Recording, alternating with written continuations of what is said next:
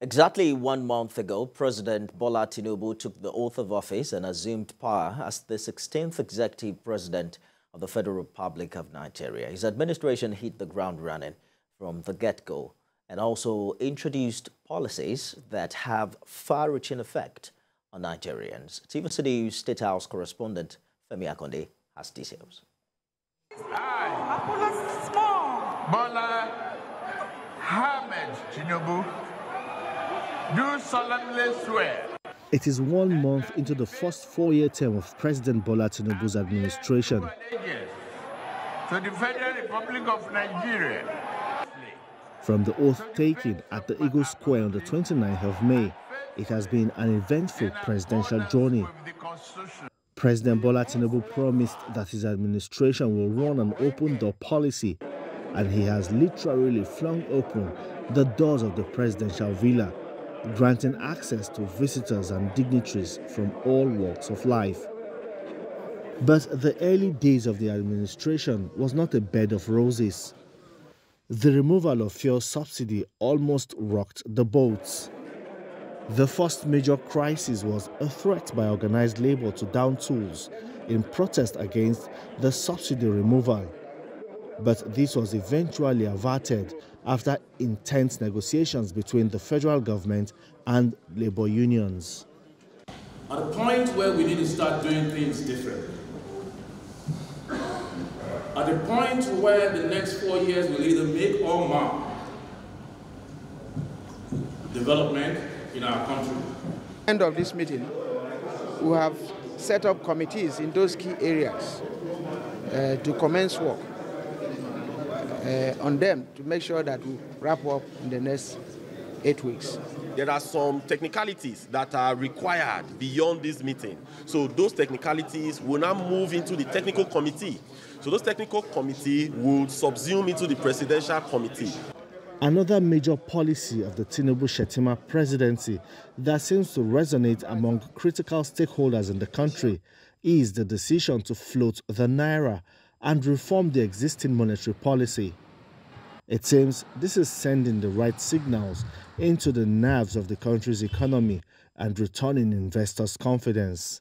Brief him of what Bill and Melinda Gates Foundation and Aliko Dangote Foundation have been doing in Nigeria, and also committing to do more and to help Nigeria so that our health sector will keep improving, which will turn out to be better for the whole citizens of the country. President Tinubu signed an important bill that means so much to the judiciary.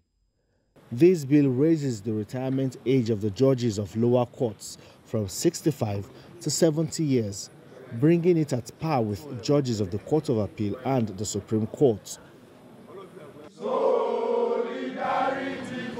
Another landmark for the 1 month of President Bola Tinubu's administration is the signing of the student loan bill. This is also a promise made during campaigns and fulfilled as soon as the government hits the ground running. If we all believe that education is the greatest weapon against poverty, then we have to invest in it. And that poverty should not prevent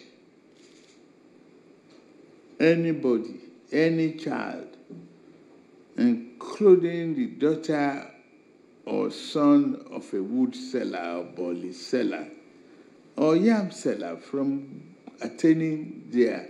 With this bill, now a lot of higher institutions will be increasing fees because they will tell that you have access, go and get loan first to pay the fees.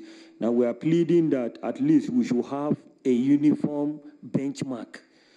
And if they want to increase, they should please carry along the student union government of that school so as to curtail the issue of protesting. The change of guards in the country's security architecture was not so much of a surprise to many. But President Tinubu was given credit for this move that clearly defined his intention to prioritize the security and safety of lives and property. I really can't describe how I feel presently, but if I have to tell you anything, I will tell you that right now, I feel like a tiger inside of me, ready to chase away all the criminals in Nigeria.